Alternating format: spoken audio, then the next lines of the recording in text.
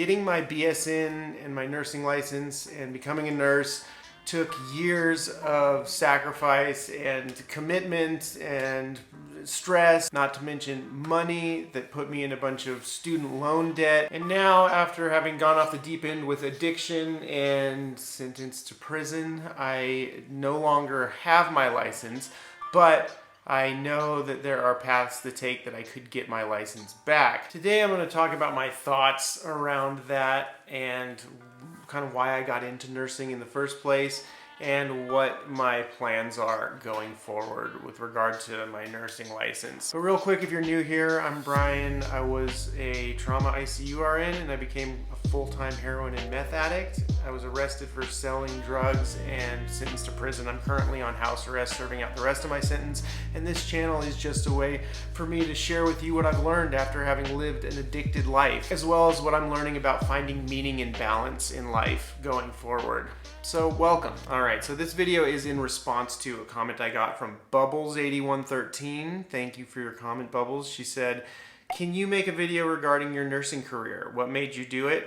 Why you don't want to do it again? People you still keep in touch with. Sending lots of positive vibes from a fellow healthcare worker." Thank you, Bubbles, for your comment and positive vibe. Okay, so why did I go into nursing in the first place? It was really a practical decision and one that I would have never made on my own. So back in like 2010, I think it was, around that time, I was with my partner, who would become my wife, who's now my ex-wife. And we were living in San Francisco and Tahoe, and we supported ourselves by waiting tables or bartending. I bartended sometimes, I waited tables sometimes at different places between wherever we were living, San Francisco or Tahoe. And we were always taking time off to go on these cool abroad trips or travel around or go on backpacking trips or whatever. And at some point we had decided that we were gonna hike the Pacific Crest Trail, the PCT. It's a backpacking trail that goes from Mexico to Canada. It takes about 5 months. And as we had begun to plan that, I think my partner had decided that she wanted to pull the brakes on these trips, and this trip particularly, and just decided she wanted to get into something that was more meaningful and practical as far as financial future was concerned, something not so transient, I guess, as waiting tables for the rest of her life.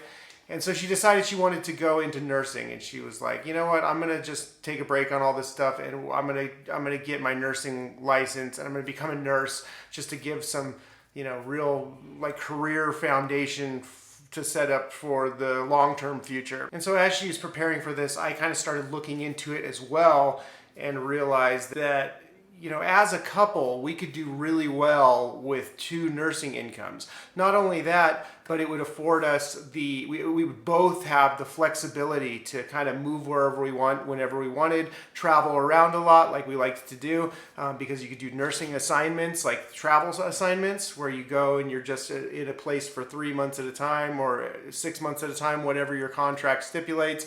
And you can both get this income, you can get these living stipends, but live together, so that you only have to use one of the stipends to pay your rent and all the stuff, and then just kind of save the rest. So it just started to look like, okay, this could be a setup if we both did this for a really good life for us. And that was kind of the thinking that got me into it. I felt like, I'm not doing anything either. I'm just waiting tables too. I don't really have any big plans for my future career or anything like that. So it just seemed like a good fit. And I decided, hey, I'll go to nursing school with you. The other side of this was that it was a really codependent relationship that we had at the time. And I think a big part of it was me kind of just like going with the flow instead of like trying to find my own purpose in life, which is something that can happen in codependent relationships that involve addiction. Speaking of addiction, at the time that I was making this decision to go to nursing school, I was already very attracted to drugs. I always had been since I was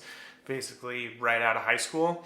And I was particularly fond of opiates. And at the time of deciding to start taking prereqs for nursing school, I think I had already become fully addicted to kratom. If you're not familiar with it, kratom is an opiate-like drug that you can buy at head shops because it's legal in the United States. Anyway, everything I've said up to this point is just to say that it wasn't a deep passion for nursing that drew me to it.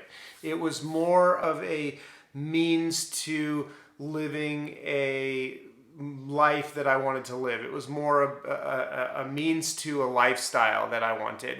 And the other side of it was wrapped up in this codependent relationship, which was rendering me kind of passive to my life anyway, and just allowing me to kind of float along and go with the flow instead of having to really kind of think about what my own purpose was in my life. All right, it's 10:30, which means I only have a short period of time to ride my bike to the grocery store and get groceries for the week. So let's go. Just the essentials: fish, avocados, power greens, and bitchin' sauce. Backpacking backpack, good for everything. All right, we're back. So that's how I got into nursing in the first place. You know, when it comes down to it, it was really just a practical go with the flow decision in the context of a codependent relationship, which is kind of crazy when I think about it now, considering how much time and effort and dedication and sacrifice it takes to get through nursing school and to get a nursing license and to become a nurse, actually. So those are kind of the reasons why I got into nursing. And then of course I fell out of nursing and, spiraled into crazy addiction. And I'm in this huge mess with the criminal justice system and everything now. If you're new to this channel and you want to hear more about the details of all that, you can go back and watch some of my previous videos. But I've finally gotten to a point where I have started to deal with myself. I've started to work through my issues and kind of confront my addiction problems, kind of analyzing all of the things from my past that led me into addiction in the first place, or my attraction to drugs in the first place. I'm committed to doing the self-work to hopefully keep me from backsliding into any of those problems again. I'm feeling like I'm building this new life that I'm basing on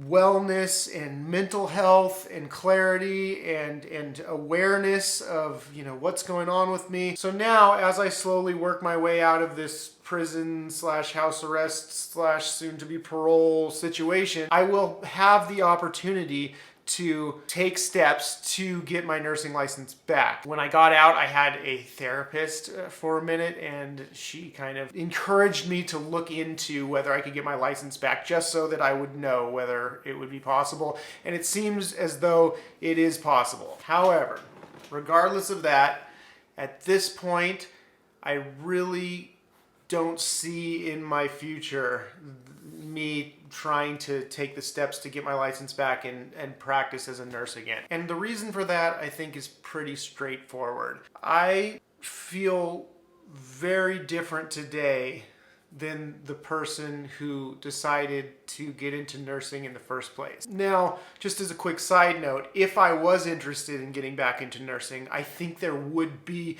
a measure of guilt and shame that would kind of maybe prevent me from wanting to really follow through with being a nurse again. After having practiced as a nurse who was under the influence, I think that I feel like I crossed an ethical boundary that I think maybe I would feel like it wasn't right for me to try to return to that kind of work. But I haven't actually even really faced that, because I prior to that, I've already kind of decided that that's not where I want to go anyway. I think that when we find our way into serious addictions, it's because there's some pain, there's some trauma, there's something broken in our psychology that leads us to, being attracted to these sorts of substances or behaviors or whatever it is, and leads us to really getting in deep with these things. It's because we don't really